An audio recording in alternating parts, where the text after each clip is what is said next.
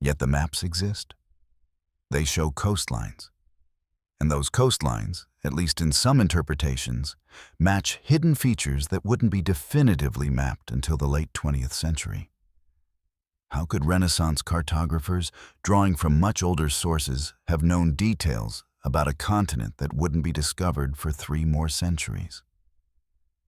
And if they didn't know, if the similarities are coincidental, why do they exist at all? What were these cartographers actually drawing when they sketched those southern lands? You are standing in a cluttered studio in Istanbul in 1929, watching as a junior historian named Halil Edem carefully unfolds a piece of gazelle skin parchment.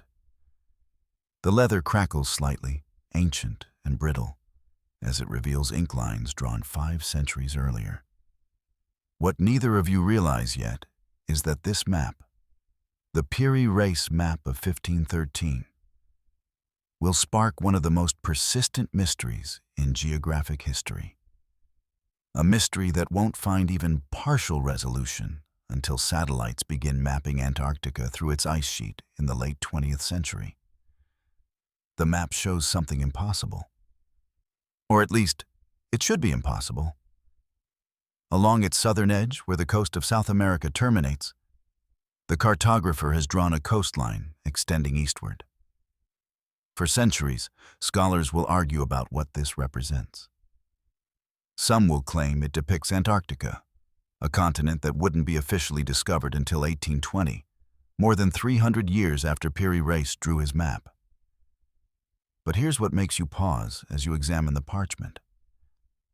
The coastline he drew matches not the ice-covered Antarctica that explorers would eventually discover, but rather the rocky continental edge that lies hidden beneath miles of ice.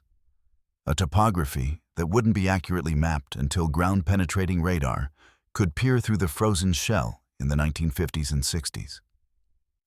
Piri Reis was an Ottoman admiral and cartographer, not a mystic or a fantasist. In the extensive notes covering his map, written in neat Ottoman Turkish, he explains his methodology with the precision of a Renaissance scholar.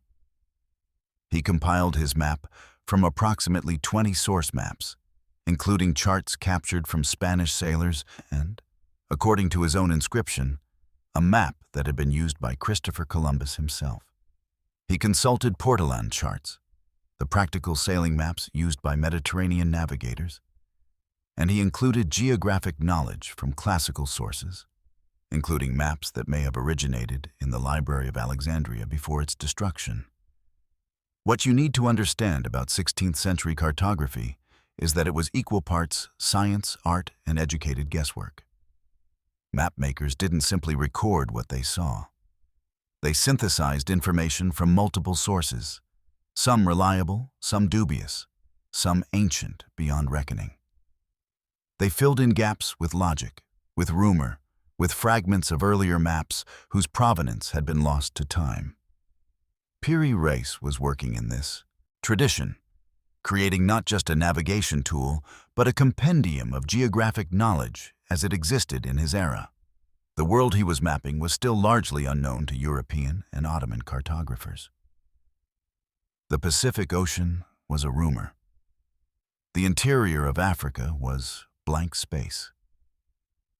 Antarctica wasn't even theorized yet, though ancient Greek philosophers had speculated about a southern landmass, Terra Australis Incognita, that would balance the known continents of the north. Aristotle's symmetry of the cosmos demanded such a continent.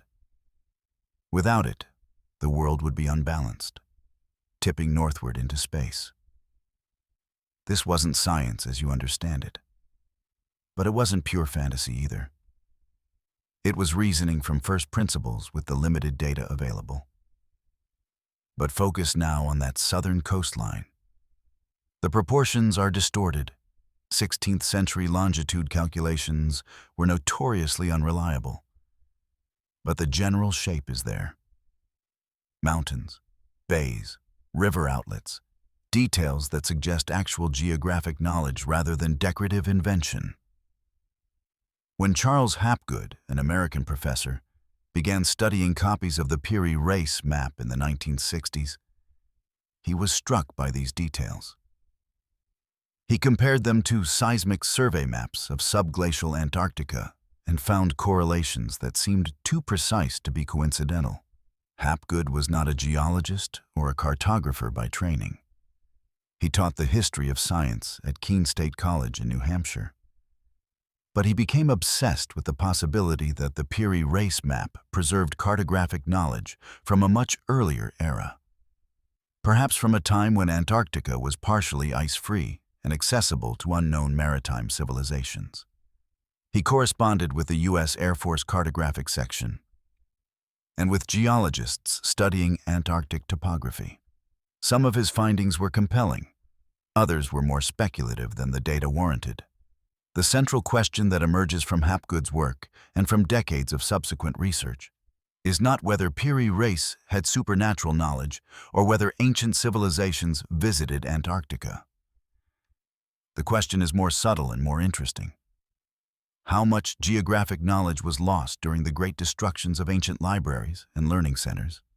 And how much of that knowledge survived in fragmentary form, passed from copyist to copyist, degrading and distorting with each iteration until it became almost unrecognizable?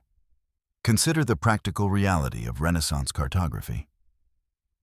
When Piri Reis sat down to create his world map, he was working from sources of wildly varying reliability.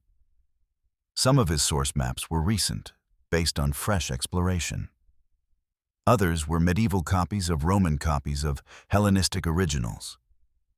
The information was layered, like geological strata, with newer data sitting atop older foundations. Sometimes the old data was simply wrong, superseded by better observation. But sometimes, and this is the fascinating possibility, the old data preserved genuine knowledge that had been lost and then rediscovered. Take the example of Eratosthenes, the Greek mathematician who calculated the circumference of the Earth in the 3rd century BCE, using only the angle of shadows and the distance between two cities. His calculation was accurate to within about 15% of the true value. This wasn't magic. It was careful observation and mathematical reasoning. But for centuries after the fall of Rome, this knowledge was forgotten in Europe. Medieval European maps showed a flat Earth or a disk of land surrounded by ocean. The knowledge was rediscovered during the Renaissance through translations of Arabic texts that had preserved Greek learning. The knowledge had been there all along, but it had to make a journey from Alexandria to Baghdad to Cordoba to Florence before it could return to European consciousness. Could something similar have happened with knowledge of Antarctica? The standard historical narrative says no. Antarctica was unknown until Fabian Gottlieb von Bellingshausen's Russian expedition sighted it in 1820. Before that, it was pure speculation. But the Piri Reis Map troubles this neat timeline. So do other maps from the same era, the Oronteus Finaeus Map of 1531, the Mercator Map of 1569, which show southern continents with shapes and features that don't match the ice-covered Antarctica that explorers eventually found, but which do bear resemblance to the bedrock topography hidden beneath the ice. You're now sitting in a research library, decades after that Istanbul discovery, looking at satellite radar images of Antarctica's bedrock. The technology is called ice-penetrating radar, and it works by sending radio waves through the ice sheet and measuring how long they take to bounce back from the rock below.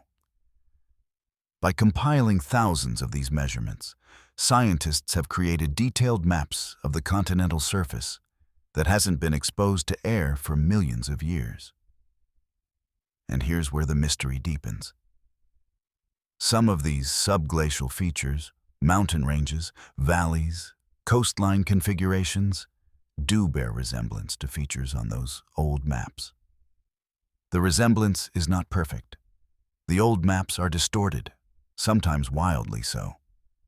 But neither is the resemblance pure coincidence. at least not to everyone who examines the evidence. The debate continues because the implications are profound. If these maps do preserve ancient knowledge of an ice-free or partially ice-free Antarctica, then one of two things must be true. Either advanced maritime civilizations existed much earlier than currently believed, or Antarctica was less glaciated much more recently than geological evidence suggests. Both possibilities are problematic. The first requires us to accept that sophisticated civilizations capable of long-distance maritime exploration existed and then vanished, leaving almost no archaeological trace beyond a few fragmentary maps. The second requires us to overturn well-established geological timelines that place Antarctica's full glaciation at least 15 million years ago. Neither fits comfortably with the current understanding of human history or Earth's climate history. The International Geophysical Year of 1957 to 58 was not, strictly speaking, a year. It ran for 18 months, from July 1957 to December 1958. And it involved scientists from 67 nations conducting coordinated observations of Earth's geophysical phenomena. You might assume such an ambitious international scientific collaboration would focus on glamorous research, rocket science perhaps, or particle physics. Instead, much of the effort went into something far more mundane: setting up weather stations in Antarctica and recording temperature, atmospheric pressure, and wind speed every 3 hours, around the clock, for a year and a half. You are standing outside Amundsen Scott's South Pole Station in January 1958, and you are cold in a way that makes you question whether cold is even the right word. The temperature is minus 35 degrees Celsius, but with the wind chill, it feels closer to minus 60. You're wearing so many layers of clothing that you can barely bend your arms. Your breath freezes instantly into ice crystals that tinkle when they fall onto your parka. And you're about to spend the next 4 hours in a wooden shack recording weather observations that will be radioed to a base station, transcribed onto paper forms, and eventually shipped back to data centers in the United States, where they will be added to spreadsheets and analyzed for patterns. This is not the heroic age of Antarctic exploration. Robert Falcon Scott and Ernest Shackleton are dead, their expeditions long concluded. This is the bureaucratic age of Antarctic science, and it is, in its way, far more significant for actually understanding the continent. Because while the early explorers crossed the ice and reached the pole and survived, or didn't survive, incredible hardships, they didn't produce systematic data. They wrote compelling narratives, they took photographs, they collected rock samples. But they didn't stay in one place long enough to understand what Antarctica actually was. Not as a stage for human drama, but as a component of Earth's climate system. The weather stations changed that. There were 12 major stations built during the International Geophysical Year, plus dozens of smaller installations. Some were on the coast, where conditions were merely extremely unpleasant. Others were inland, on the high polar plateau, where conditions were closer to what you might experience on Mars. The stations were staffed by teams of scientists and support personnel who would remain for the entire year, cut off from resupply for months at a time during the Antarctic winter. The daily routine was rigid and repetitive. Every 3 hours, someone would bundle up, go outside, and take observations. Temperature from a thermometer, barometric pressure from a mercury barometer that had to be read with extreme precision. Wind speed and direction from an anemometer. Cloud cover estimated visually. Precipitation measured by letting snow accumulate in a graduated cylinder.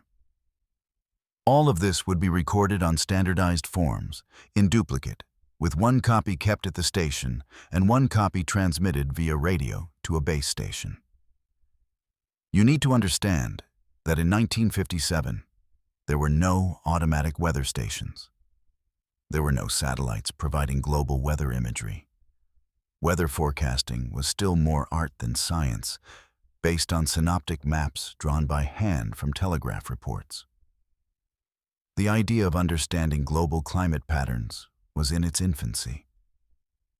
Scientists knew that Antarctica was cold and that it contained most of the world's ice. But they didn't know how that ice interacted with global atmospheric circulation, or how stable the ice sheets were, or what role Antarctica played in regulating Earth's temperature. The International Geophysical Year was designed to answer these questions. But the answers would take decades to emerge, because the data needed to be collected, compiled, and analyzed without computers powerful enough to handle the complexity. In 1958, a computer was either a room-sized machine that could perform simple calculations, or, more often, a person, usually a woman, who performed calculations by hand using mechanical adding machines. The weather data from Antarctica would be shipped back to data centers where it would be entered into ledgers, checked for errors, and then gradually, over years, incorporated into climate models that were themselves simple enough to be solved with pencil and paper. But slowly, patterns emerged. The weather observations showed that Antarctica wasn't just cold. It was cold in a specific structured way. The interior plateau was colder than the coast, sometimes by 30 or 40 degrees. The eastern side of the continent was colder than the western side. Certain valleys acted as wind channels, funneling katabatic winds, cold, dense air flowing downhill from the interior at speeds that could exceed hurricane force. These patterns were consistent enough that they could be mapped, and once mapped, they could be explained by the continent's geography and its relationship to the surrounding ocean and atmosphere. One of the most important discoveries from this period came not from the weather observations themselves, but from the logistics of maintaining the weather stations. To keep the stations supplied, expeditions had to traverse the interior of Antarctica, and during these traverses, scientists began taking measurements of the ice itself. They drilled shallow cores. They measured ice thickness using seismic methods, setting off small explosions and timing how long it took for sound waves to reflect off the bedrock below. They mapped surface elevations using theodolites and later with radioaltimeters. What they found was that Antarctica wasn't a uniform ice sheet. It was a complex landscape of mountains, valleys, and basins, all hidden beneath ice that ranged from a few hundred meters thick near the coast to over 4,000 meters thick in the interior. The ice wasn't static. It was flowing, like an extremely slow-moving fluid, from the interior toward the coast at speeds of a few meters per year. At the coast, the ice either calved off into icebergs or flowed out over the ocean to form floating ice shelves. This realization that the ice was dynamic rather than static transformed the scientific understanding of Antarctica. It meant that the continent wasn't just a frozen archive of past climate, preserved unchanged for millions of years. It was an active participant in Earth's climate system, storing and releasing water, reflecting sunlight, and influencing ocean currents and atmospheric circulation. And it meant that the ice could change, potentially quite quickly, if conditions shifted. The bureaucrats and technicians who maintained those weather stations probably didn't think of their work as historically significant. They were cold, bored, and far from home. Their daily routine was repetitive to the point of tedium. But their 3-hourly observations, compiled over 18 months and then analyzed over the following decades, provided the baseline data that made modern glaciology possible. When scientists in the 1980s and 90s began to notice that Antarctic ice sheets were changing, they had the International Geophysical Year data to compare against. When satellite radar revealed the subglacial topography, it confirmed what the traverse teams had painstakingly measured on foot. You're back in that shack now, writing down numbers on a form. Outside, the wind is screaming across the plateau. Inside, you can see your breath. Your fingers are clumsy in their heavy gloves, and you have to concentrate to write legibly. The numbers you're recording, temperature, pressure, wind speed, seem meaningless in isolation. But they're part of a vast data set that will eventually reveal how Antarctica works, how it changes, and what lies beneath its ice. And someday, decades from now, those numbers will help explain how warming air and ocean temperatures are causing the ice to retreat, exposing coastlines and landforms that haven't seen sunlight in millions of years. Coastlines that might, just possibly, bear some resemblance to those puzzling lines on those Renaissance maps. But that connection, if it exists at all, won't be clear for years to come. For now, there's just the cold, the numbers, and the patient accumulation of data that will, eventually, tell a story nobody yet knows how to read. You are in a Soviet research station called Vostok, located near the center of East Antarctica in December 1974. The temperature outside is -40 degrees Celsius, relatively mild for this location, which holds the record for the coldest temperature ever reliably recorded on Earth, -89.2 degrees Celsius, measured in July 1983. You're here as part of a drilling project that has been ongoing, with interruptions since 1970. The goal is straightforward. Drill as deep into the ice as possible and extract ice cores that will reveal the climate history preserved in the frozen layers. The drilling rig itself is not impressive by industrial standards. It's a modified version of Soviet oil drilling equipment, adapted for the specific challenges of drilling through ice rather than rock. The drill bit is heated electrically to melt through the ice, and the hole is filled with a mixture of diesel fuel and kerosene to prevent it from freezing shut. The cores that come up, cylinders of ice about 10 centimeters in diameter, are carefully logged, measured, and stored in insulated containers at -20 degrees Celsius, which counts as warm by Vostok standards. By 1974, the drill has reached a depth of about 500 meters, penetrating ice that fell as snow roughly 5,000 years ago. The ice cores are beautiful in their way, clear in some sections, milky white in others, with occasional layers of wind-blown dust or volcanic ash that mark specific events in Earth's history. Each layer can be analyzed chemically to determine the atmospheric composition at the time that snow fell. Trapped air bubbles preserve actual samples of ancient atmosphere, tiny time capsules that can be measured for carbon dioxide, methane, and other gases. But what makes Vostok Station historically significant isn't just the ice cores, impressive as those are. It's what the Soviet geologists discovered when they analyzed seismic data from the bedrock beneath the station. In the late 1960s, during preliminary surveys, a Soviet team had noticed something odd in the seismic returns. There appeared to be a liquid layer beneath the ice, about 4 kilometers down. This was puzzling because the temperature at that depth should be well below the freezing point of water, around -3 degrees Celsius, kept from being even colder only by geothermal heat from the earth below and the insulating effect of the thick ice sheet above. The initial interpretation was that the seismic data was somehow flawed, perhaps confused by a layer of particularly dense ice or by rock formations with unusual acoustic properties.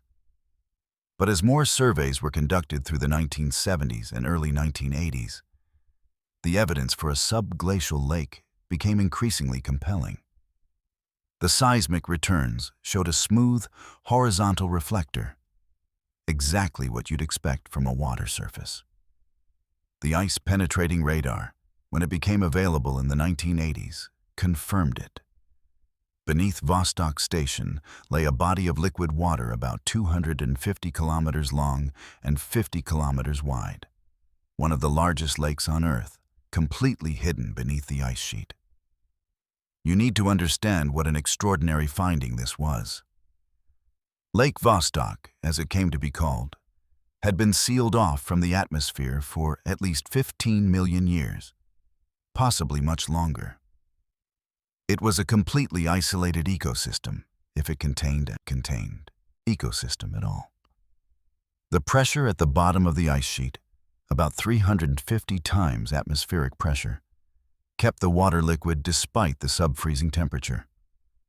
The lake was about 500 meters deep on average, with a maximum depth of over 1,000 meters.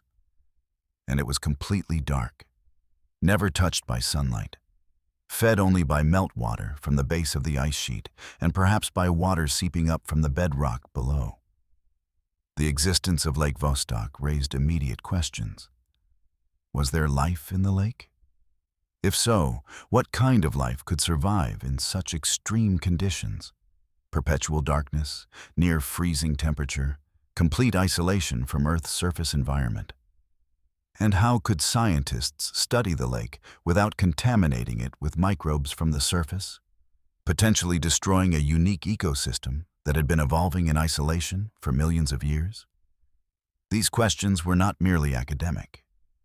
Lake Vostok became a model for astrobiology research, particularly for understanding how life might exist in similar environments elsewhere in the solar system. Jupiter's moon, Europa for instance, is covered by an ice shell that probably conceals a liquid water ocean. Saturn's moon, Enceladus, has geysers that spray water ice into space, suggesting a subsurface ocean. If life could exist in Lake Vostok, it might also exist in these extraterrestrial oceans. And if scientists could figure out how to explore Lake Vostok without contaminating it, those same techniques might work for exploring Europa or Enceladus. But in 1974, you don't know any of this yet. You're just a geologist working in brutal conditions, taking seismic measurements and trying to understand the structure of the rock and ice beneath your feet. The significance of what you're discovering will take years to fully appreciate. For now, it's data. Acoustic wave travel times, reflection coefficients, amplitude variations. That needs to be recorded, transmitted back to Moscow, and analyzed by specialists who have never set foot in Antarctica. The daily work at Vostok is challenging in ways that have nothing to do with science. The station is supplied by tractor traverse from the coast, a journey of over 400 kilometers that takes weeks and can only be undertaken during the brief Antarctic summer. During the winter, the station is completely isolated. The crew, usually around 25 people, has to be self-sufficient for 9 months. Food is mostly canned or dried. Fresh vegetables are a distant memory. Fuel for heating and power generation has to be carefully rationed. Mechanical failures are repaired with whatever spare parts are available, which often means improvising solutions that would make engineers back in Moscow wince. The psychological toll of spending winter at Vostok is substantial. The darkness is total. The sun doesn't rise above the horizon from late April to mid-August. The isolation is profound. No one can leave, no one can arrive, and radio communication with the outside world is limited and often unreliable. The cold is relentless. Indoor temperatures in the living quarters rarely rise above 15 degrees Celsius, and the sleeping quarters are often colder. Condensation from breathing freezes on the walls and has to be scraped off regularly. Frostbite is a constant danger for anyone who goes outside, and going outside is necessary for maintaining the weather instruments, the power generators, and the drilling equipment. Yet despite these hardships, or perhaps because of them, the scientists and support staff at Vostok developed a strong sense of camaraderie and purpose. They were doing something difficult and important, something that contributed to human knowledge in a tangible way.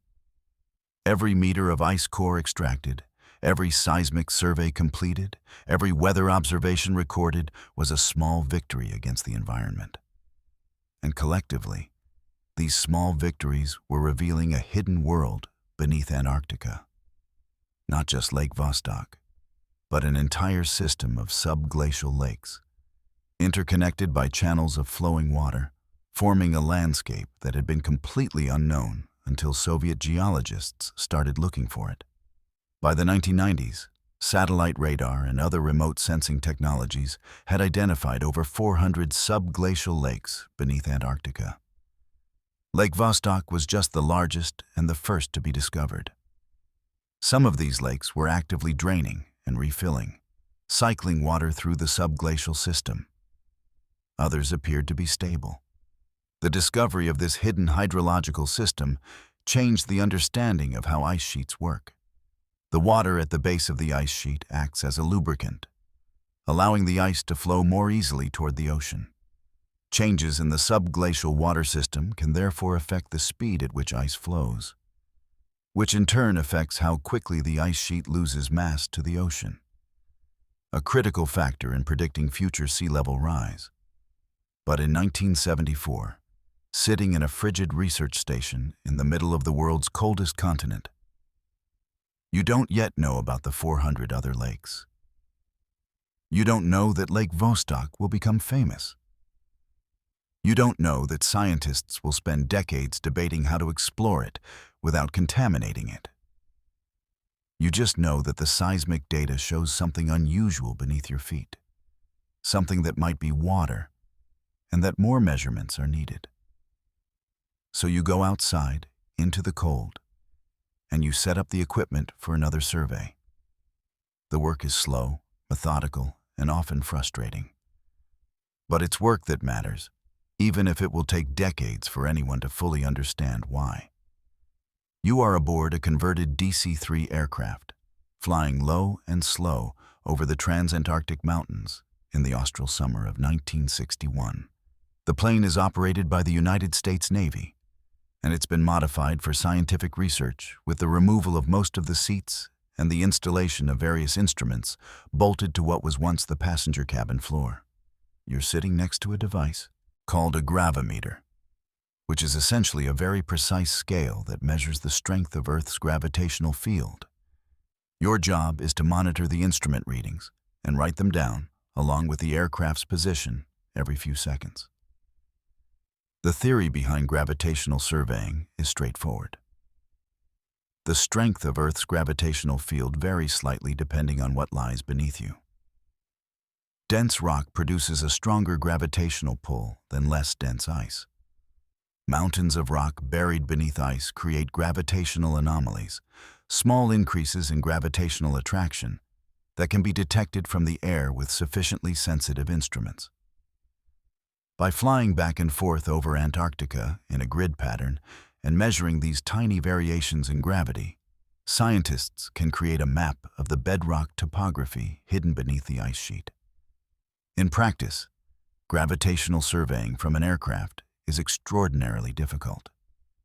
The gravimeter is sensitive to everything: the vibrations of the aircraft engines, the movement of air turbulence, the centrifugal force as the plane banks into a turn. All of these effects create noise in the measurements that has to be filtered out through careful flight procedures and mathematical corrections. The aircraft has to maintain a constant altitude and speed, which is challenging over mountainous terrain where winds can change suddenly. The instrument has to be leveled continuously, which requires a gyroscopic stabilization system. And the measurements have to be precisely correlated with the aircraft's position, which in 1961 means using a combination of celestial navigation, radio beacons, and dead reckoning, the accumulated estimation of position based on speed and direction. The Transantarctic Mountains are one of the longest mountain ranges on Earth, stretching over 3,500 kilometers from the Ross Sea to the Weddell Sea, and dividing East Antarctica from West Antarctica. Parts of the range are exposed, jutting up through the ice sheet as dramatic peaks and ridges. But much of the range is buried, visible only as subtle swells in the ice surface or not visible at all. The gravitational surveys are revealing the full extent of these mountains, including peaks and valleys that lie completely beneath the ice. What you're participating in, though you might not fully appreciate it at the time, is the gradual construction of the first comprehensive map of Antarctica's bedrock topography. This map will show not just the mountains and valleys, but also the basins and trenches, the thickness of the ice sheet, and the relationship between the bedrock surface and sea level. These details matter because they determine how stable the ice sheet is and how it might respond to future climate change. Ice that rests on bedrock well above sea level is relatively stable. It can only flow toward the ocean as fast as the ice can deform under its own weight. Ice that rests on bedrock below sea level, particularly bedrock that slopes downward toward the interior of the continent, is potentially unstable. Warm ocean water can penetrate beneath such ice, melting it from below and potentially triggering rapid retreat. The DC-3 is not pressurized, so you're wearing an oxygen mask as the plane cruises at 15,000 feet. The temperature in the cabin is barely above freezing, despite the electric heaters running at full capacity. Through the small window, you can see the Transantarctic Mountains stretching to the horizon. Jagged peaks, pristine snow, and the occasional exposed rock face showing the geology of a continent that was once part of Gondwana, the ancient supercontinent that included South America, Africa, Australia, India, and Antarctica. The gravitational data you're collecting will eventually reveal that parts of Antarctica lie in deep basins, some with bedrock surfaces more than 2,500 meters below sea level, which would make them among the deepest land depressions on Earth if the ice were removed. These basins are filled with ice that is up to 4 kilometers thick. The weight of this ice has actually pushed the bedrock down, depressing the land surface below what it would be if the ice were removed. If the ice sheet were to melt completely, an event that hasn't happened for at least 15 million years and hopefully won't happen in the foreseeable future, the bedrock would gradually rebound upward over thousands of years. A phenomenon called isostatic adjustment. But the gravitational surveys are also revealing something unexpected. The bedrock topography of Antarctica is much more complex and varied than anyone had anticipated. There are mountain ranges entirely buried beneath the ice. The Gamburtsev Mountains, discovered by Soviet expeditions in the 1950s, are comparable in size to the Alps, but are completely hidden beneath the East Antarctic ice sheet. There are deep valleys that appear to have been carved by rivers, suggesting that parts of Antarctica were once warm enough to support flowing water. There are volcanic features, including a massive rift valley system in West Antarctica that may still be volcanically active. This complexity has profound implications for understanding Antarctica's history. The continent hasn't always been frozen. During the Mesozoic era, 200 to 65 million years ago, Antarctica was warm and supported forests, dinosaurs, and complex ecosystems. The climate gradually cooled through the Cenozoic era, and the first permanent ice sheets formed about 34 million years ago. But the ice sheets grew and shrank multiple times in response to changes in Earth's orbit, atmospheric carbon dioxide levels, and ocean circulation patterns. Some of the valleys and features you're mapping from the air may have been last exposed during these warmer periods, when parts of Antarctica were ice-free or only partially glaciated. The gravitational mapping campaign will continue for decades, with subsequent surveys using more sophisticated instruments and, eventually, satellite-based measurements that provide complete coverage of the continent. The data from these surveys will be combined with seismic surveys, ice-penetrating radar, and magnetic surveys to create increasingly detailed maps of subglacial Antarctica. And as these maps improve, they will reveal a landscape that is, in some ways, more dramatic and geologically interesting than the ice-covered surface. But none of this is apparent to you in 1961. Sitting in a freezing aircraft cabin, writing down numbers from a gravimeter as the plane flies its careful grid pattern over the mountains. The work is tedious and uncomfortable.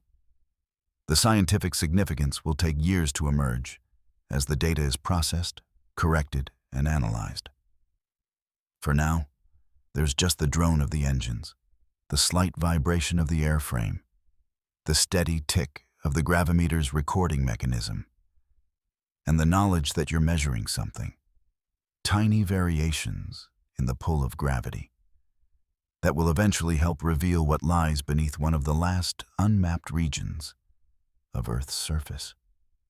Outside the window, the trans-Antarctic mountains continue to roll past, ancient and massive, their peaks sharp against the pale Antarctic sky. Beneath them, hidden under ice, lies a landscape that hasn't been touched by weather or erosion for millions of years, preserved in a kind of geological suspended animation. It's a landscape that might include coastlines and river valleys from an earlier, warmer Antarctica. A landscape that just possibly could have been partially known to ancient explorers and preserved in fragmentary form on those puzzling Renaissance maps. Though proving such a connection would require evidence that doesn't yet exist. For now, the mountains keep their secrets, and you keep recording measurements, one reading at a time, building toward knowledge that will arrive slowly, over years and decades of patient accumulation. You are standing in a cold room, -20 degrees Celsius, at the National Ice Core Laboratory in Denver, Colorado, in 1985. The room is essentially a large freezer, and you're wearing a heavy parka despite being indoors.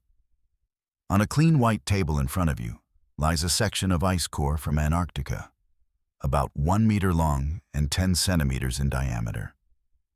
This particular section came from a depth of 200 meters below the surface of the ice sheet, meaning it contains ice that fell as snow approximately 12,000 years ago near the end of summer, which affects whether ice sheets grow or shrink. The ice core data has confirmed Milankovich's theory in spectacular detail. The climate cycles match the orbital cycles. But the ice cores have also revealed that climate change can happen much faster than anyone expected. Some transitions between cold glacial conditions and warmer interglacial conditions occurred within a few decades. Not the thousands of years that geologists had assumed. Certain periods show wild climate instability, with temperatures swinging up and down repeatedly within the span of a few centuries. These rapid changes are not driven by orbital variations, which change slowly, but by internal dynamics of the climate system. Changes in ocean circulation, the collapse of ice sheets, and feedbacks involving greenhouse gases. The air bubbles trapped in the ice are particularly revealing. Each bubble is a tiny sample of ancient atmosphere, sealed away when the snow compacted into ice. By carefully extracting these bubbles and analyzing their composition, scientists have measured the atmospheric carbon dioxide and methane concentrations going back hundreds of thousands of years. The data shows a clear correlation between greenhouse gas levels and temperature. During glacial periods, carbon dioxide levels were around 180 parts per million. During interglacial periods, they rose to about 280 parts per million. The present level, in 1985, is about 345 parts per million and rising rapidly due to human fossil fuel use, higher than any point in the ice core record. What makes this particularly concerning is the speed of the change. Natural variations in carbon dioxide levels occurred over thousands of years as the climate cycled between glacial and interglacial states. The current increase from 280 to 345 parts per million has happened in just over a century. By 2024, the level will exceed 420 parts per million, far outside the range of natural variability preserved in the ice cores. And the temperature is responding. Global average temperature in 1985 is about 0.5 degrees Celsius warmer than the pre-industrial baseline, and it will continue to rise as greenhouse gas levels increase. You're aware of these implications as you work on the ice core, though the full consequences won't be clear for years. What is clear is that the ice cores are providing an unprecedented view of how Earth's climate system works.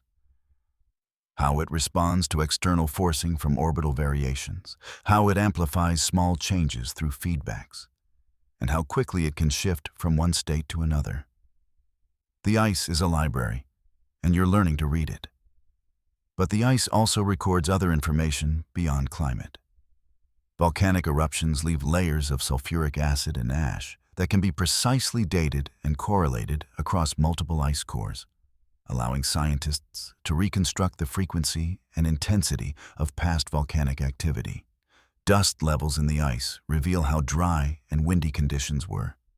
Glacial periods were much dustier than interglacial periods, suggesting that large areas of land were exposed and vegetation was sparse. Even traces of human activity show up in recent ice. Lead from Roman and medieval silver smelting, radioactive isotopes from nuclear weapons testing, industrial pollutants from the 20th century.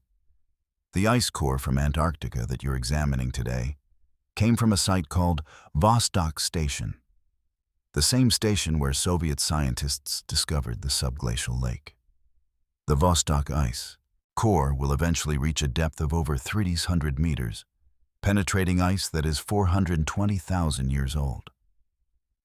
Later cores from other sites will extend the record even further back, and each of these cores will add detail to the picture of Antarctica's climate history, revealing not just temperature and atmospheric composition, but also snowfall rates, wind patterns, ocean conditions, and the behavior of the ice sheet itself. The ice cores are also revealing something about the shape and extent of the Antarctic ice sheet during different climate periods. During glacial periods, when sea levels were over 100 meters lower than today, the ice sheet expanded outward onto the exposed continental shelf. During warm interglacial periods, parts of the ice sheet may have retreated, particularly in West Antarctica, where the bedrock lies below sea level. The exact extent of these changes is still uncertain, but the ice cores provide constraints. They show that some parts of Antarctica have been continuously ice-covered for millions of years, while other parts may have experienced periods of ice-free conditions more recently. This brings you back, indirectly, to those old maps. The Piri Reis Map and others, that seem to show Antarctic coastlines. If parts of Antarctica were indeed less glaciated during warm periods within the past million years, could those coastlines have been observed and mapped? The ice core evidence doesn't support this. The most recent period when Antarctic coastal areas might have been exposed was over 1 million years ago, long before any human civilization that could have created maps. But the question lingers because the ice core record, comprehensive as it is, doesn't cover every location and can't rule out small areas of temporary ice retreat during the last interglacial period, about 125,000 years ago. For now, though, you're focused on the immediate work. Cutting sections, preparing samples, recording measurements.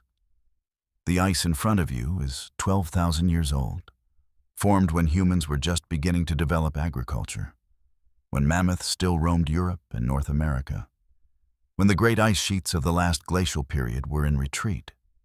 The ice has preserved the climate conditions of that distant time in exquisite detail.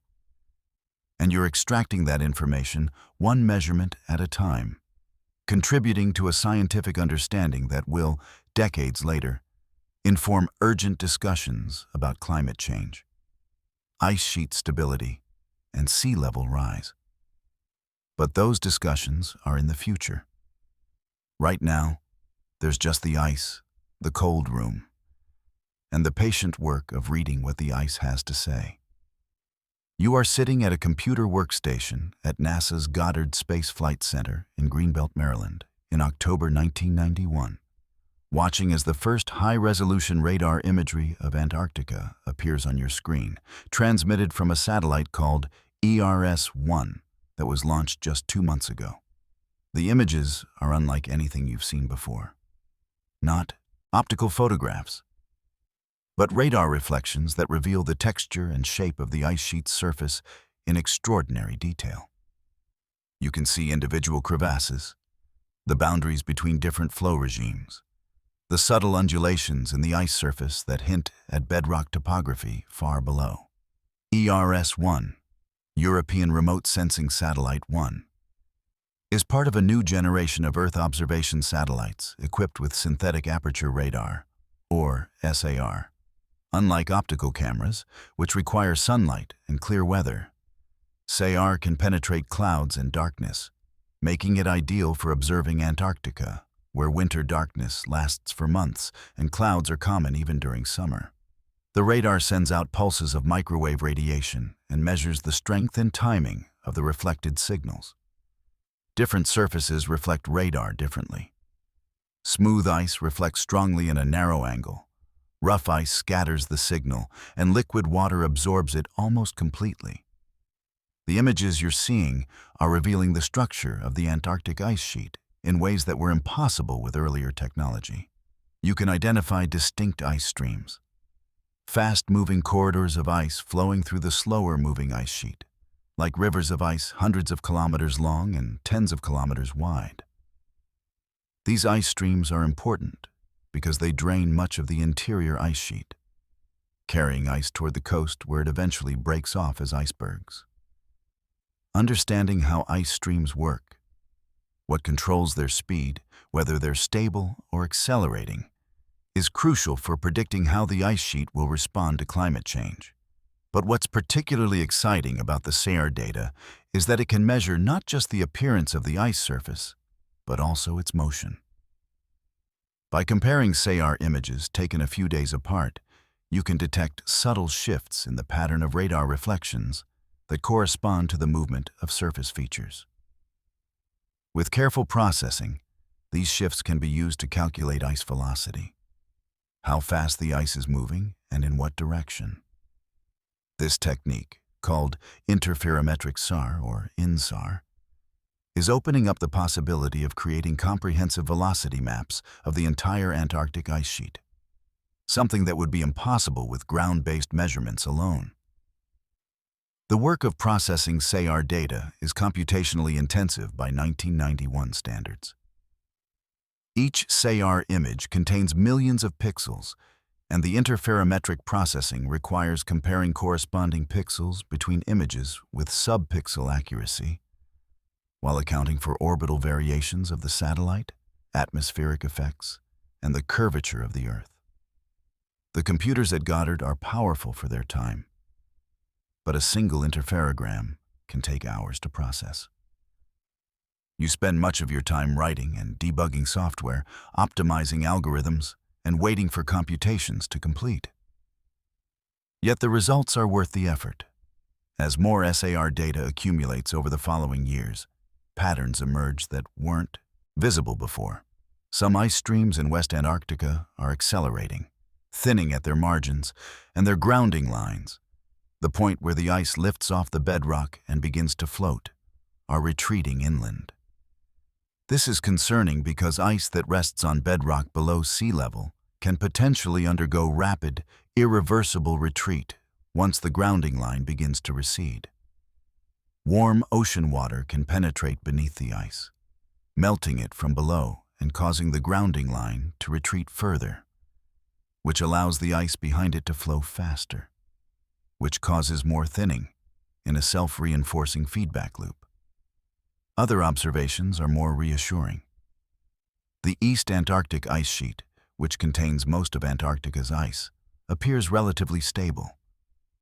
The ice streams there are moving, but not accelerating. The surface elevation is not changing significantly. The mass balance, the difference between snowfall accumulation and ice loss to the ocean, is close to zero, meaning the ice sheet is neither growing nor shrinking rapidly. This stability is important because East Antarctica contains enough ice to raise global sea level by about 53 meters if it were to melt completely, though such complete melting is not considered plausible in any foreseeable future scenario. The SAR satellites are also revealing the detailed structure of Antarctica's ice shelves, the floating extensions of the ice sheet that fringe much of the coastline. Ice shelves are important because they buttress the ice sheet, slowing the flow of ice from the interior toward the ocean.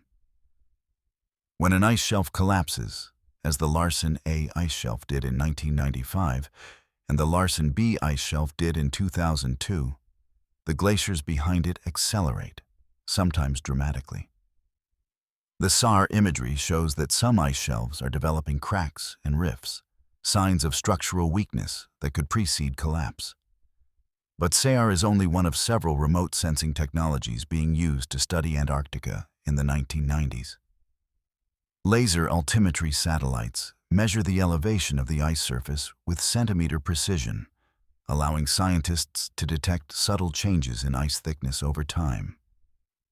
Gravimetry satellites measure tiny variations in Earth's gravitational field that correspond to changes in ice mass.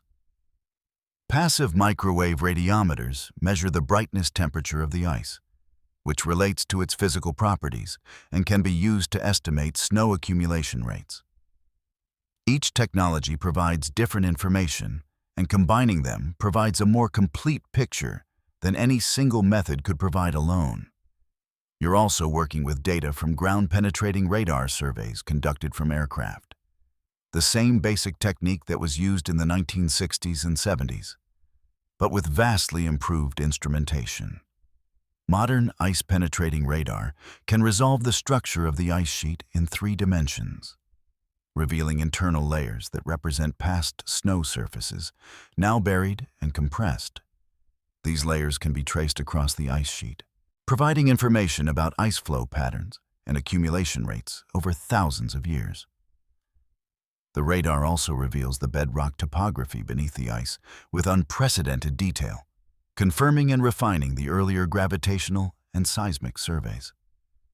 By combining satellite observations, airborne radar, and ground-based measurements, scientists are creating a comprehensive, dynamic picture of the Antarctic ice sheet, not just what it looks like, but how it's moving, how it's changing, and what processes are driving those changes. This picture is revealing Antarctica as an active, dynamic system, rather than a static, frozen wasteland. Ice streams surge and slow, ice shelves fracture and calve massive icebergs. The grounding line advances and retreats. And all of these processes are sensitive to environmental conditions, air temperature, ocean temperature, snowfall patterns, that are themselves changing in response to human-caused climate change. The data you're working with in 1991 is just the beginning. Over the following decades, satellite observations will become more comprehensive, more precise, and more integrated. By the 2020s, scientists will have continuous records of ice sheet velocity, elevation, and mass balance spanning multiple decades, allowing them to detect trends and accelerations that weren't visible in the shorter records available in the 1990s. These observations will show that Antarctica is losing ice mass at an accelerating rate. About 40 billion tons per year in the 1980s, increasing to over 250 billion tons per year by 2020, contributing measurably to global sea level rise. But those future observations and their implications are not yet visible to you in 1991. What you see is the astonishing detail of the SAR imagery, the intricate patterns of crevasses and flow lines, the boundaries between fast and slow ice, and the smooth curves of ice shelf margins. You see a continent revealing itself through new technology, showing features that were previously invisible. And you recognize that you're participating in the early stages of a transformation in how Antarctica is studied, from a place that could only be understood through difficult, dangerous, and expensive expeditions, to a place that can be comprehensively monitored from space, with data flowing continuously from satellites to ground stations to scientists around the world. The computer screen in front of you flickers as another strip of SAR imagery loads, showing a section of the Ross Ice Shelf, the largest ice shelf in Antarctica. The image shows the shelf's surface in shades of gray, with darker areas representing rough ice and brighter areas representing smoother ice. You can see the flow stripes, parallel features that mark the path of ice flowing from different glaciers and merging on the ice shelf. You can see the grounding line, where the radar signal changes character as the ice transitions from resting on bedrock to floating on water. And you can see, very faintly, the suggestion of features beneath the ice. Not quite visible in this single image, but there, waiting to be revealed through more sophisticated processing. Years from now, improved ice-penetrating radar will map the subglacial landscape in complete detail, revealing not just mountains and valleys, but also ancient river channels, lake basins, and coastlines from warmer periods in Earth's history. These hidden landscapes will be compared to the surface topography visible in earlier eras, including perhaps the coastlines suggested on those Renaissance maps. Whether any real connection exists remains speculative, but the tools to investigate the question are finally becoming available, one satellite image at a time. You are kneeling on a rocky outcrop in the Transantarctic Mountains in December 2003. Carefully brushing dust and loose fragments away from a piece of fossilized wood embedded in sandstone. The rock formation you're working on is part of the Fremont Formation, deposited during the Triassic period about 250 million years ago, when Antarctica was not a frozen wasteland, but a forested landscape with rivers, seasonal rainfall, and a climate roughly comparable to modern-day British Columbia or New Zealand.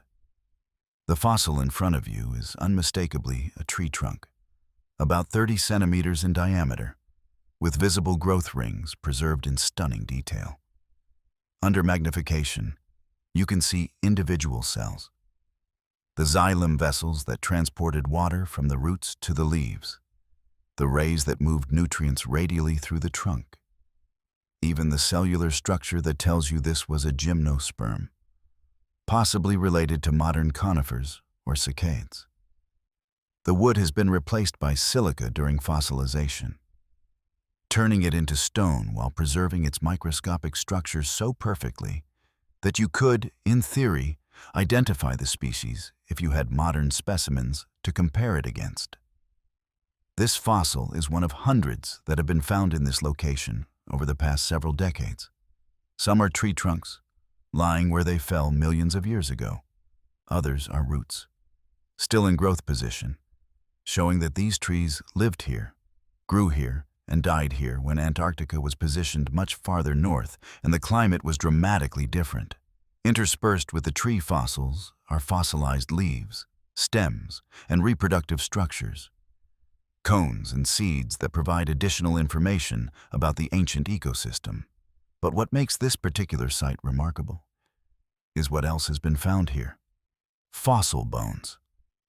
Not just any bones, but the bones of vertebrates, amphibians, reptiles, and early archosaurs that were the evolutionary precursors to dinosaurs and crocodiles. In 1991, paleontologists working at a nearby site discovered a fossil that would become internationally significant. The partial skeleton of Cryolophosaurus ellioti, a large predatory dinosaur about 6 meters long, making it one of the earliest large predatory dinosaurs known from the fossil record. The animal lived in Antarctica during the early Jurassic period, about 190 million years ago, when the continent was still part of Gondwana and positioned at a much lower latitude. You need to understand what these fossils mean for reconstructing Antarctica's history. They prove definitively that Antarctica has not always been frozen. They show that the continent supported complex terrestrial ecosystems with plants, herbivores, and predators. Ecosystems that required sufficient warmth, rainfall, and sunlight to sustain themselves. And they provide data points for reconstructing the paleogeography and paleoclimate of Gondwana, the ancient supercontinent that began breaking apart about 180 million years ago, gradually separating into the landmasses we now recognize as South America, Africa, Madagascar, India, Australia, and Antarctica. The process of finding and extracting these fossils is physically demanding. The rock is hard, requiring careful use of hammers, chisels, and sometimes portable rock saws.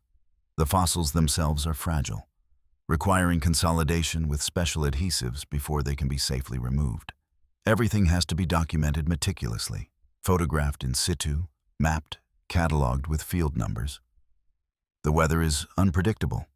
Even in summer, temperatures can drop rapidly, and katabatic winds can make outdoor work dangerous.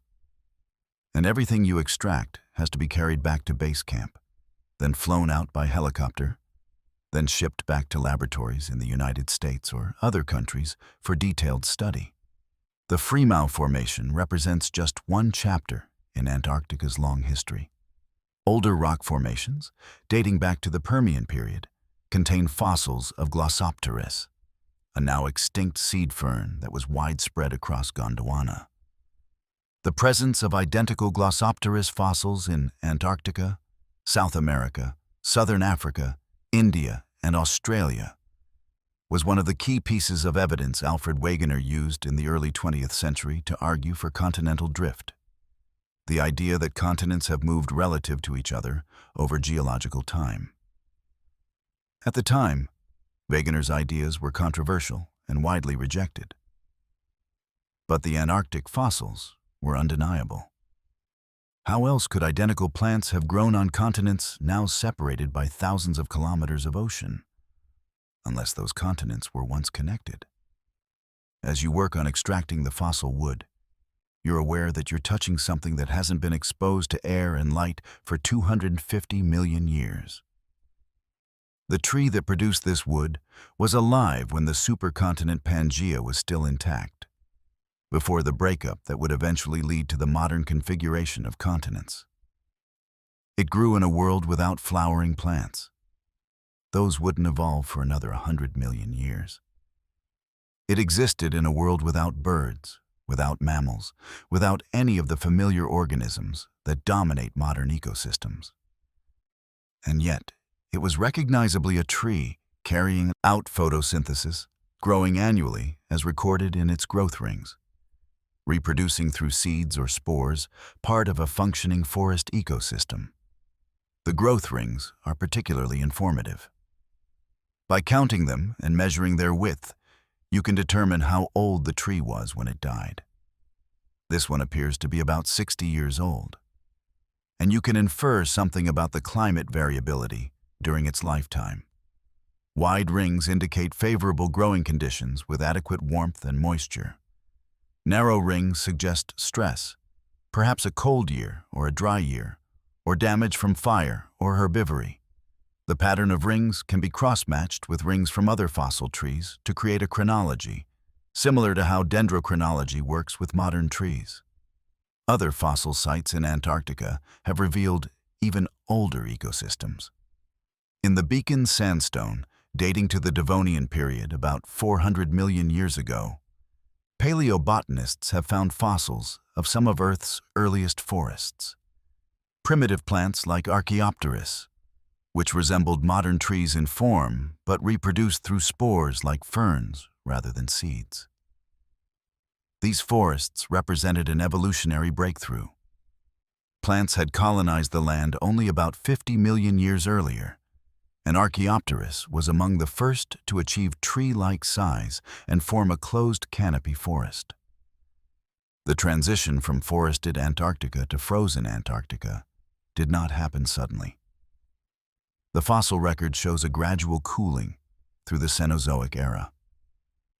During the Paleocene and Eocene, 66 to 34 million years ago, Antarctica was still relatively warm and supported forests dominated by southern beech, Nothophagus, and conifers related to modern Araucaria.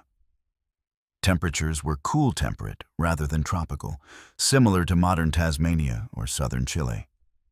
But there were forests with diverse understory vegetation, and probably mammals, birds, and insects. Though the fossil record for these organisms in Antarctica is sparse. The cooling accelerated during the Oligocene, about 34 million years ago, when the Antarctic ice sheet first formed. This was triggered by a combination of factors. Antarctica's gradual drift to its present position over the South Pole. The opening of ocean gateways that allowed the Antarctic circumpolar current to form and thermally isolate the continent, and a global decrease in atmospheric carbon dioxide levels. The ice sheets initially formed in the mountains and gradually expanded to cover the entire continent. As the ice grew, it reflected more sunlight, causing further cooling in a positive feedback loop. The forests died, and the landscape you now see, rocky peaks surrounded by ice, became dominant. But the ice did not form uniformly or irreversibly. During warmer intervals in the Miocene and Pliocene, between 23 and 2.5 million years ago, parts of Antarctica may have been intermittently ice-free or supported tundra vegetation. The fossil record from these periods is fragmentary, but pollen grains and plant microfossils have been found in marine sediments around Antarctica, suggesting that at least some vegetation persisted during warmer intervals.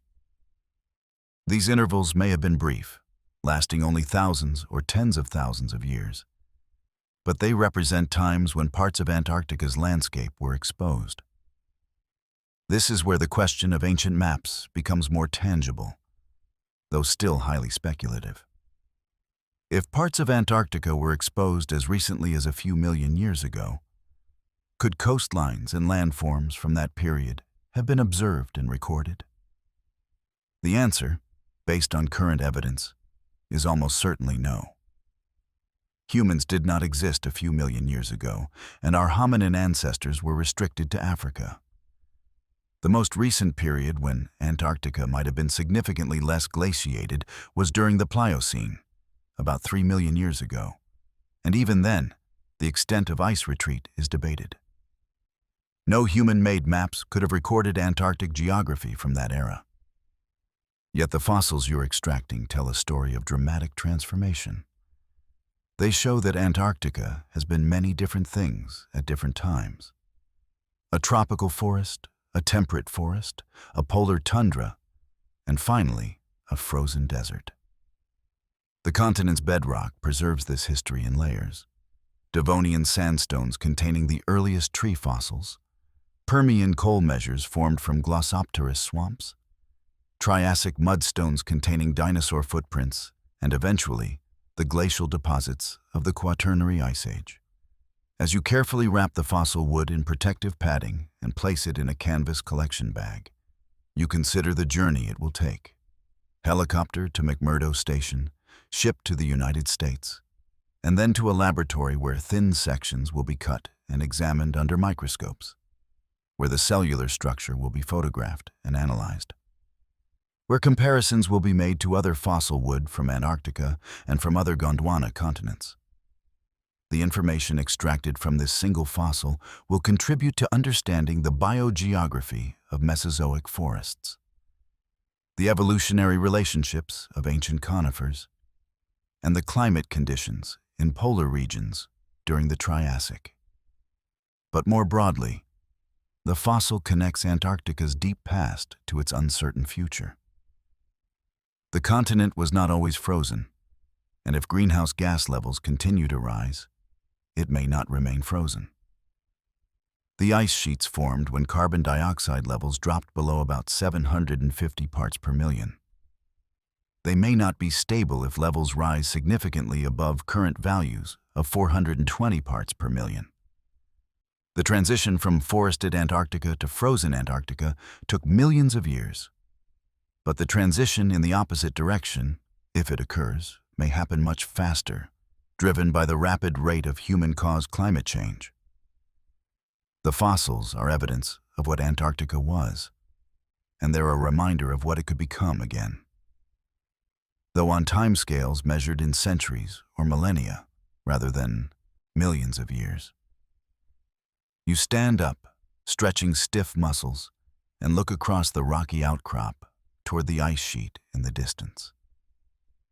The contrast is stark. Ancient stone filled with fossils of life, and beyond it, kilometers of ice covering a landscape that was once forested. The sun is low on the horizon. It's evening, though in Antarctic summer the sun merely circles around the sky without setting. The light is golden, casting long shadows across the rocks. For a moment, you try to imagine what this place looked like 250 million years ago. Green vegetation, running water, the sounds of animals moving through the forest. It's almost impossible to reconcile that vision with the frozen reality in front of you. But the fossils are proof. Antarctica remembers, recorded in stone, waiting to be read by anyone willing to endure the cold, the wind, and the isolation to reach this remote field site and carefully extract fragments of deep time from the ancient rocks. You are in a research office at the British Antarctic Survey in Cambridge, England, on March 7, 2002, watching satellite imagery on your computer screen that shows something unprecedented happening in real time. The Larsen B ice shelf, a floating platform of ice about 3,250 square kilometers in area, roughly the size of Rhode Island, is disintegrating. Not slowly, over years or decades, but catastrophically, over a period of just 35 days. Massive sections of the ice shelf are fracturing and breaking into thousands of icebergs. And the entire process is being captured by NASA's MODIS satellite, which passes over Antarctica twice per day and provides imagery with sufficient resolution to see the breakup happening. The Larsen B ice shelf was not particularly large by Antarctic standards. Some ice shelves are 10 times larger. But it had been stable for at least 10,000 years since the end of the last ice age. It had survived the natural warming that occurred during the early Holocene. It had persisted through the medieval warm period and the Little Ice Age. And now, in the span of a single month, it was gone, transformed from a continuous sheet of ice into a soup of small icebergs and brash ice floating in the Weddell Sea. The immediate cause of the collapse was visible in the satellite imagery and in field observations made in the weeks before the breakup. The summer of 2001-02 had been unusually warm along the Antarctic peninsula, with air temperatures consistently above freezing for extended periods. Meltwater had formed on the surface of the ice shelf, something that happens occasionally even in Antarctica. But instead of refreezing or draining away, the meltwater had accumulated in surface ponds and had begun flowing into crevasses, small cracks in the ice that are normally present on ice shelves due to stress from flowing and bending. What happened next was a process that glaciologists call hydrofracturing. The water flowing into the crevasses acted like a wedge. Water is denser than ice, so when a crevasse fills with water, the water exerts pressure on the walls of the crack, forcing it to widen and deepen. If enough water accumulates, the crack can propagate all the way through the ice shelf, several hundred meters in vertical extent, fracturing the shelf into pieces. Once one crack opens completely, the structural integrity of the shelf is compromised, and adjacent crevasses can rapidly propagate as well, leading to cascading failure across the entire ice shelf. The satellite images you're watching show this process happening in a matter of days. On images from late February, you can see an intact ice shelf covered with surface ponds and crevasses. By early March, large sections have broken off. By mid-March, the entire central section of Larsen B has disintegrated. The images are stunning and deeply unsettling. You're watching a feature that has been present for millennia disappear in real time. But the collapse of Larsen B is not just a curiosity. It has immediate and significant consequences for the glaciers that were feeding into it. Ice shelves don't directly contribute to sea level rise when they collapse because they're already floating. They've displaced their mass of water. But they serve an important mechanical function. They buttress the glaciers behind them, slowing their flow into the ocean. When an ice shelf collapses, that buttressing is removed, and the glaciers behind it accelerate. Within months of the Larsen B collapse, Satellite measurements show that the glaciers feeding into the former ice shelf have accelerated dramatically. Some have doubled or even tripled their flow speed. They're thinning rapidly as they discharge ice into the ocean, faster than it's being replaced by snowfall in their accumulation zones. These glaciers are now contributing directly to sea level rise in a way they weren't before the ice shelf collapsed. The total contribution is small in absolute terms. The glaciers behind Larsen B contained enough ice to raise global sea level by about 10 millimeters. But the principle is important. Ice shelf collapse leads to glacier acceleration, which leads to increased sea level contribution. The Larsen B collapse was not entirely unexpected. A smaller ice shelf, Larsen A, had collapsed in a similar fashion in 1995. And theoretical work by glaciologists in the 1970s and 80s had predicted that ice shelves could be vulnerable to surface melting, though the rapidity of the collapse caught many scientists by surprise. What was becoming clear by 2002 was that the Antarctic Peninsula, the narrow finger of land that extends north from the main body of Antarctica toward South America, was warming faster than almost anywhere else on Earth. Average annual temperatures had increased by about 2.5 degrees Celsius over the previous 50 years, far above the global average warming rate. The warming was causing changes throughout the peninsula. Glaciers were retreating. Permafrost was thawing. Vegetation, mosses, and lichens was expanding its range, and ice shelves were becoming unstable. The progression of ice shelf collapses moved southward.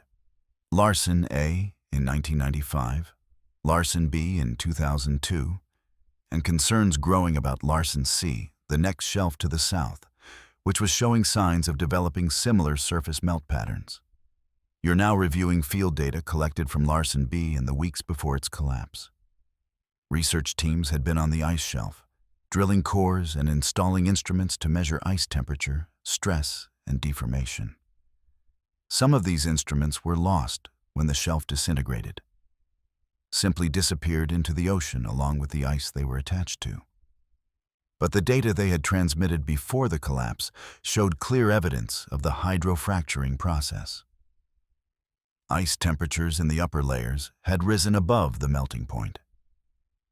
Surface water had been observed draining into crevasses, and strain meters had detected increasing deformation, indicating that the ice was undergoing stress. The collapse of Larsen B became a landmark event in glaciology and climate science. It was dramatic and visible, captured in satellite imagery that could be shown to policymakers and the public.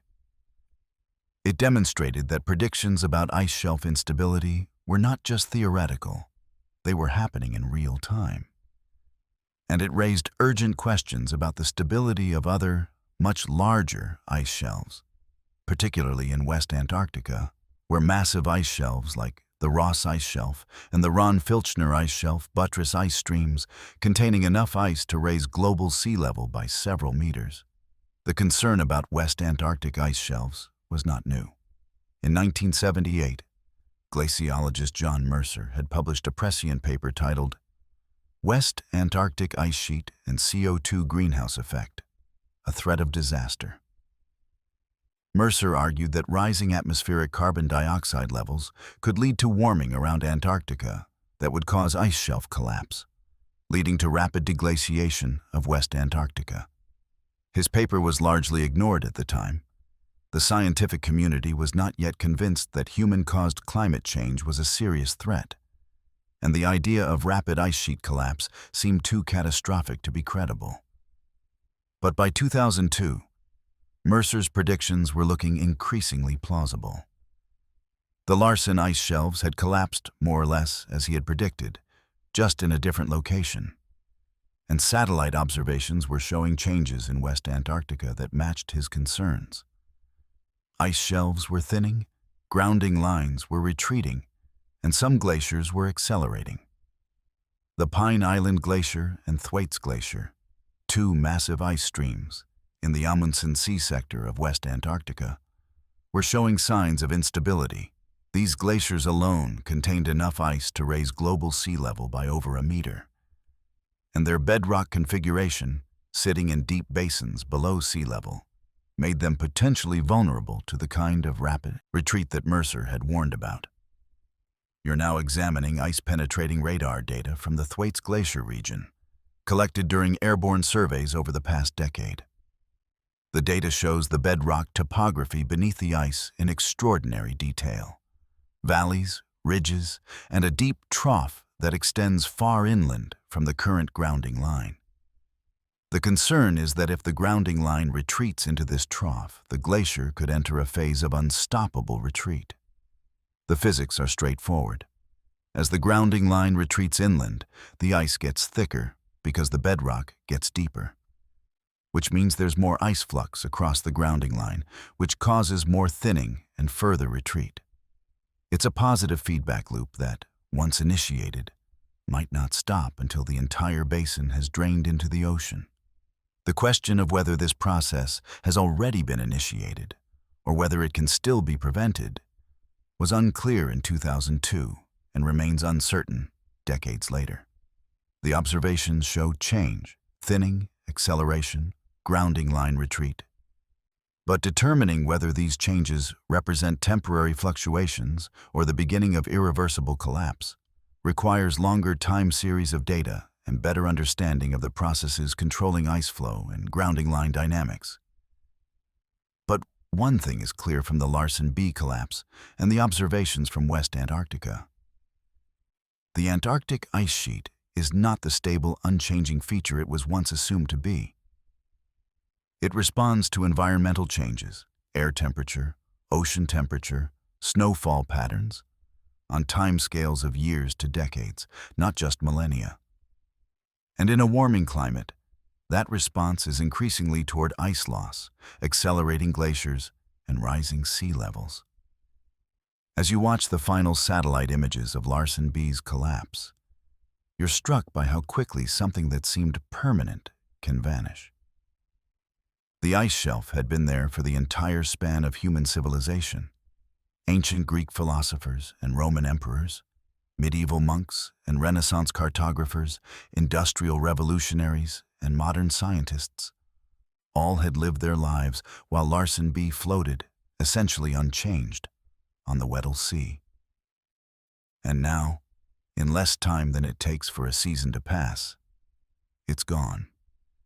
The collapse raises a haunting question about those old maps, the ones showing Antarctic coastlines that shouldn't have been known. If modern ice shelves can collapse in a matter of weeks, and if the ice sheet itself is more dynamic than previously thought.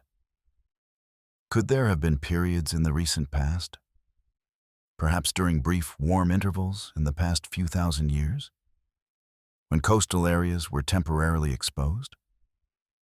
The evidence doesn't support this.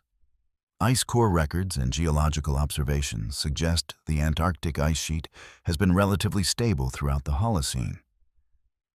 But the question lingers because the pace of change you're witnessing suggests that the ice sheet has modes of behavior that aren't fully understood, states of instability that can emerge quickly under the right or wrong conditions.